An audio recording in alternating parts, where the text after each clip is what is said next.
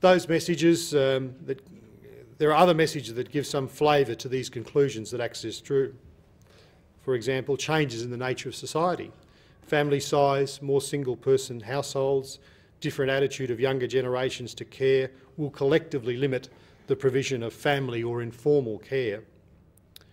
Nursing staff are paid up to $300 per week less in aged care than in comparable health employment opportunities elsewhere. It's little wonder that attracting staff remains a major challenge. Capital investment is not proceeding, in part because of caps on what residents are allowed to pay, together with caps on government subsidies. The changing nature of chronic age-related diseases is also important, especially the growth in the number of people with dementia. And I note that it's timely that this is Dementia Awareness Week. Excuse me. The difficulties ahead with an increasing cultural and linguistically diverse consumer base for aged care. In short, many people from a non-English speaking background who suffer from dementia will lose the ability to speak English and revert to their first language. This places an additional strain on the delivery of services. National Seniors asked Access, as part of their report, to consider alternate funding models. This was against a clear background that reliance on taxation alone would not sustain the industry going forward. It was also against a background of aged care bonds, for various reasons, not having attracted community or political support. Access proposed some alternates for consideration. Firstly, long-term care insurance, so essentially insuring against the risk of requiring high-cost aged care services. We insure for many things. The governments are talking about a major disability insurance program. This is an alternate, an additional consideration, long-term care insurance. It's in place in operating successfully in Europe, the USA and other places. Second one was around healthy age savings accounts, or HASA. Not unlike superannuation, essentially putting money aside to help fund your aged care. And yes, Treasury would surely involve some form of taxation incentives being offered or incentivised for people. Have worked elsewhere in South Africa and the United States. Third option was reverse mortgages, essentially borrowing against the equity in one's house. In many ways, the jury's still out on the application of reverse mortgages, but perhaps an approach for some people in some circumstances. And the fourth thing that they identified was the use of vouchers, essentially allowing consumers to make the choice about what they want and where would they purchase it from. Payments would be means tested, and the competition and consumer elements of vouchers are a plus, but they really don't inject any additional funds into the system. It's unlikely that any one single system, initiative of this kind would be suitable, and there may well be other options out there. Survey work undertaken by National Seniors confirmed willingness of people to pay for their aged care, and there's a fair bit of interest in the models around insurance and the healthy ageing savings accounts. A debate across the community on the policy aspects is essential if we are to lay the foundation for the provision of aged care in the future. Beyond the Access paper, there have been other issues that contribute to the debate. Consider the impact of regulation and indeed over-regulation on the sector.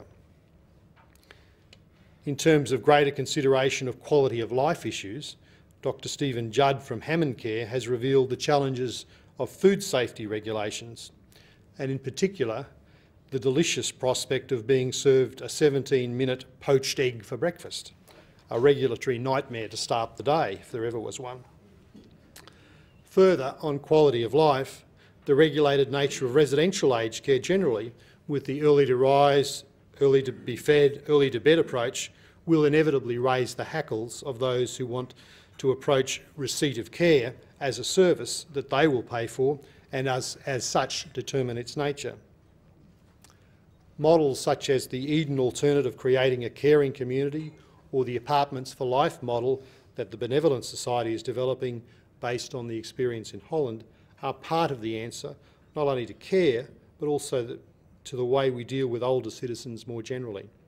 And we need to observe and learn more from those international models.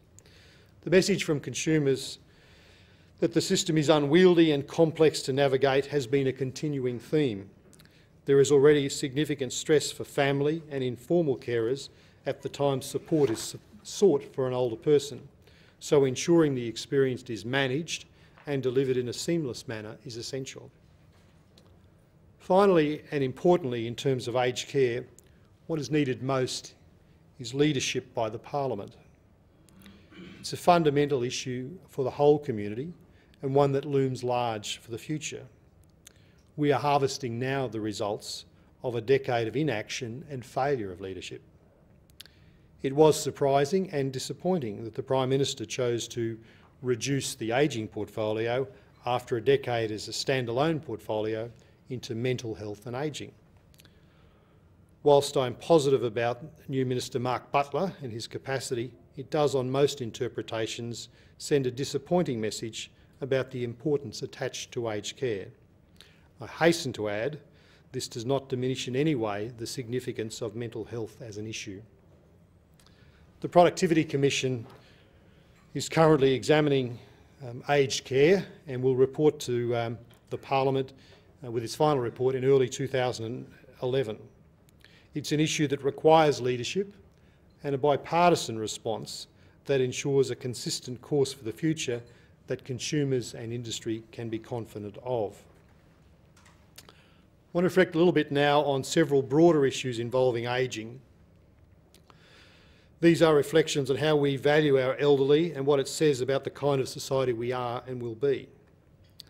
Consider the use of language when we talk about the elderly. Not very long ago, politicians used the term bed blocker to describe the role of older people as a major contributor to a failing health system, nothing to do with political and systemic failure. In a broader sense, we have the propensity to reflect negatively on the driving habits of seniors, whether behind the wheel of a car or riding a scooter along the path. Language is an important indicator. It's also one of the symptoms of ageism and how we treat older Australians. Estimates of elder abuse, whether physical, financial, psychological, grow as older Australians are taken advantage of by rogue salespeople, rip-off merchants, or unfortunately sometimes their own family. There is institutional age discrimination in place, with the current government, for example, choosing to maintain age limits on aspects of superannuation. By contrast, to their credit, the opposition agreed to eliminate the age barrier completely. Unfortunately, no bipartisanship there.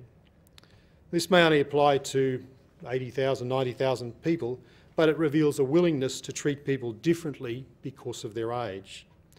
If it's all right for government to institutionalise different treatment or eligibility because of a date on the calendar, we should not be surprised that others adopt a similar approach and take advantage of older Australians. Consider the treatment of mature and older people in pursuit of employment.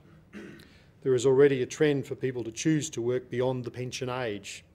The proposed increase in the pension eligible age to 67 will focus further attention on the employment prospects of older people. And that's not an attractive position. At the present time, a person in their 50s, not 60s mind you, who becomes unemployed will remain unemployed 3 times longer than someone of a younger age. Over the last 6 months, the average period of unemployment for those aged 55 plus was 62 weeks, compared to 20 weeks for the younger cohort. Consider also the impact of unemployment at this time in a person's life. This is a time when people are likely to be providing for their retirement. The kids off their hands, the mortgage probably paid off, and a focus on maximising retirement savings. The financial legacy of extended unemployment at that time will carry forward with them into their later years. It's also, of course, very damaging to a mature age person's self-esteem, which is already under pressure because of their age. A trend to shuffle people onto disability pensions in lieu of unemployment benefits has also masked the significance of the issue. It's notable that the issue of workplace participation by Australians aged 50 plus is not new. We have performed poorly in this space for a decade or more. Inaction by government has not helped. One wonders what outcry there would have been if younger people were unemployed for 62 weeks. The other issue of great significance for older Australians is the health system. For many, they have little faith the system can provide the health services they need. What kind of services? Well, certainly those based around the assumption that aged care is part of the broader health system and an integration of services that ensures efficiency for patients and best use of scarce health resources. Access to aged care, to subacute care for recovery post-hospital, to the provision of respite services for carers are all part of ensuring the system is seamless and age-friendly. During development of its health priorities in the lead up to the last election, National Seniors consulted with geriatricians and clinicians. Particularly strong message from them was the importance of the provision of respite services to carers. The geriatricians and clinicians experienced the reality of seeing carer burnout and could not emphasise enough the need for investment in respite as part of progressing the aged care and health system for the future. Preventative health measures are often thought of in the context of young people, but they apply to all ages with an increased emphasis on application to older Australians. This is important and a responsibility that seniors need to assume individually and collectively. So what can older Australians do about these issues? Is there the capacity and the willingness to press for change? On the issue of discrimination, there has yet to be a successful prosecution for age discrimination. There have been ad hoc programs about the contributions of older Australians launched by various governments. For many years, there have been dedicated sex and race discrimination commissioners, but no age discrimination commissioner. The Sex Commissioner has assumed this role and been very good, but the question remains, why treat age discrimination any differently? Is ageism a lesser issue than sexism or racism? The government did commit to change this during the last election, to their credit, and we welcome that. Disappointingly, there was no bipartisanship on this. Is there likely to be a substantial increase in the demand for change in how we treat older citizens or how we accept discrimination being institutionalised and similar? There is no indication yet of a major push for seniors' rights. Globally, there is discussion of an enhanced charter for the rights of older people. Race and sex discrimination were legitimate and significant issues of great import during earlier decades, especially in the 60s and 70s. Reform processes were initiated then and continue to this day. There has been greater activism among older Australians in recent times. The campaign to increase the pension was one that attracted widespread community support, with polling indicating that voters of all ages were supportive of an increase in age pensions.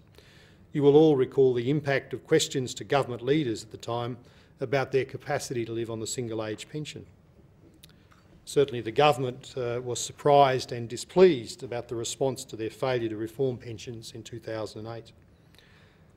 A continuance of the passion and militancy we saw with the pension issue and its attachment to aspects of the rights of the aged may well provide a stimulus for further change.